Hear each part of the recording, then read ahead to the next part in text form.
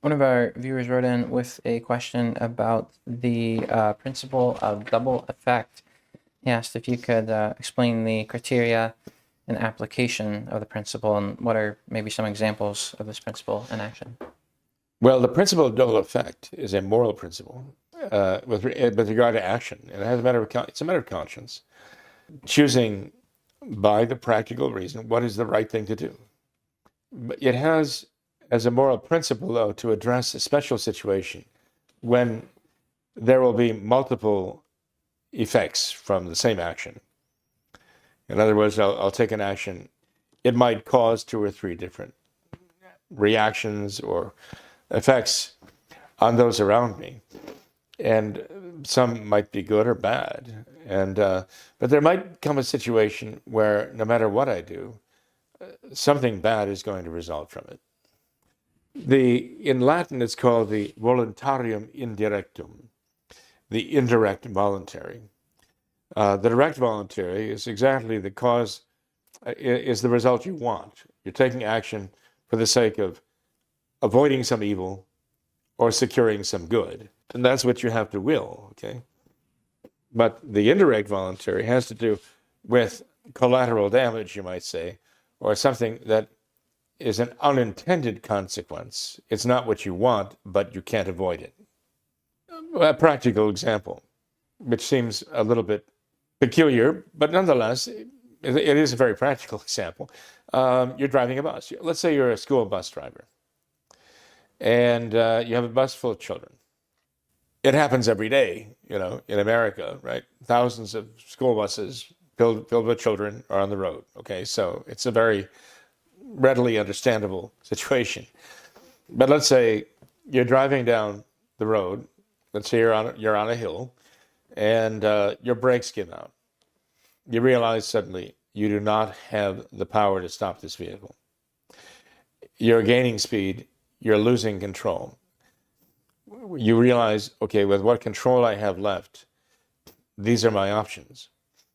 If I go straight ahead, I'm aiming toward a very busy intersection. And it is very likely that not only will my bus destroy many vehicles, but the bus itself will be destroyed and the children in it. And there'll be many, many children who will die if I go straight ahead on this highway.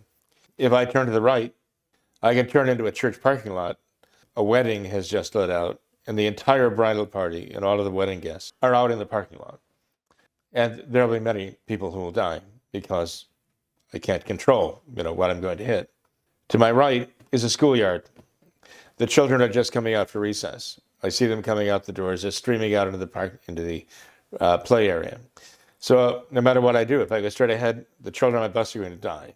If I go to the left, I can wipe out an entire wedding party and their guests. If I go to the right, I'll plow through a playground full of children. What do?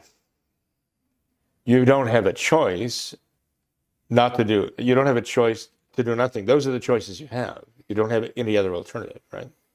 Except to pray, oh God, please stop this bus, okay? That's probably a good thing to do anyway. God, please stop this bus, or give me a way out of this, or enable me to make the right decision. But what you're trying to do, well, what are the things you should think about in terms of making the decision of where you're going to go, of what you're going to do, straight ahead, to the left, or to the right? What are the things that would be going through your mind as you're weighing your options there, Tom? The lesser evil. Okay, to do the least damage, right? To cause the least harm.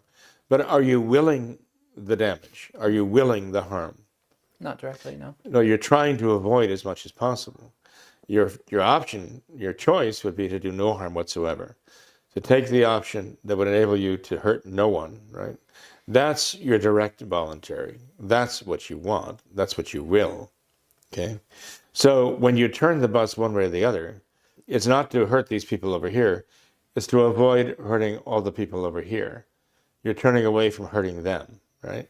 In the hopes that you'll minimize the damage done and possibly avoid it altogether if God makes it possible for you to do that, okay?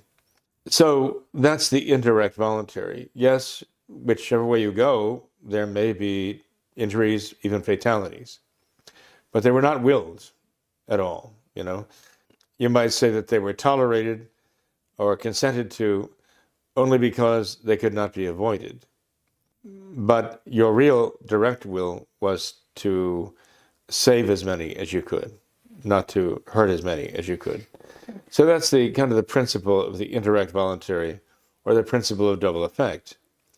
People have applied that to elections here in the United States for years now, saying, well, there's no candidate that I could vote for in good conscience because there's no candidate who stands entirely based upon the moral law and the kingship of Christ, as I would choose myself. So no matter who I vote for, but I'll be risking that they'll be choosing things or enacting laws that are not moral, promoting causes that are not moral, voting to fund things that are not moral. So my choice is to vote or not to vote. And if I choose to vote, then who do I vote for? If again, it's like the choice between mowing down the wedding party, destroying the bus full of my children, or driving through a schoolyard full of playing children. Well, how do I choose?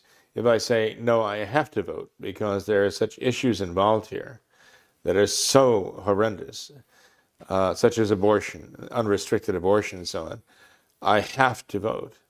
And I have to vote for as much restriction on abortion as possible. So in that, I'm not choosing any abortion. I'm trying to stop as many abortions as I can. This is the principle of double effect applied to elections, for example.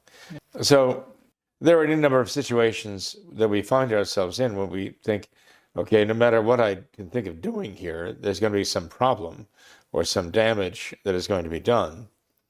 And I need God's guidance to help me to choose correctly to avoid as much damage as I can. And as far as the damage I can't avoid, then I have to ask God himself to remedy that as only he can. Even going through day by day, one might say, okay, I'm at a situation here where it's a very compromising situation. Let's say somebody's cursing and swearing. I have a little child or my nephew or my niece with me, and I feel like I should say something. But if I say something, I realize I'm risking making it worse. That in response to my saying something to object to their cursing and swearing, they'll just curse and swear even more. It'll make them angry and increase the problem. But if I don't speak, I'm signaling my child, my nephew or my niece, that it's not that important to me. I don't care. We run into these situations fairly regularly where we're kind of on the spot. Like, what do I do? What's the prudent thing to do here? If I do this, this could happen. If I do that, that will happen. This might happen. That probably will happen.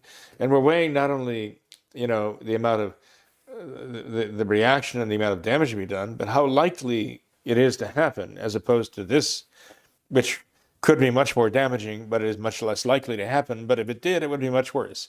And we're weighing all these things. That's why God gave us guardian angels. At a time like this, it's time to have a consulting session with your guardian angel. See, not only can you consult your guardian angel, but you consult the guardian angels of all those people involved. All the people involved, even the guys who are cursing and swearing.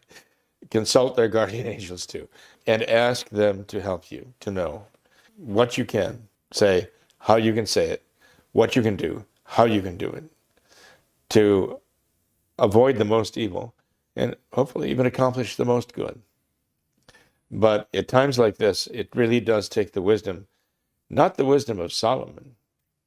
It takes the wisdom of the Holy Ghost to inspire us, right? So we have to get used to that idea of praying to the Holy Ghost, going through our days ready to do the will of God, but realize we're going to be often finding ourselves in a compromising situation when we're going to need more than mere natural human smarts to navigate properly. There will be times when we will feel somewhat caught in a trap. At a time like that, we have to find a way out of the snare as gracefully as possible. We need God's wisdom for that. We need to pray for that, readily pray for that.